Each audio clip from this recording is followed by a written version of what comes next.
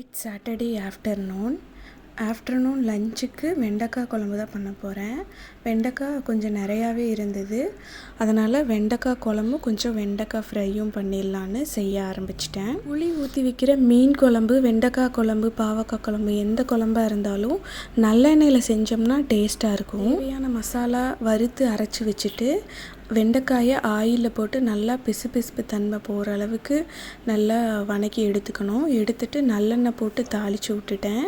அப்புறம் இந்த வெண்டைக்காய் குழம்புக்கு நம்ம சின்ன வெங்காயம் யூஸ் பண்ணால் ரொம்ப டேஸ்ட்டாக இருக்கும். பெரிய வெங்காயத்தை விட சின்ன வெங்காயம் நல்லாயிருக்கும்.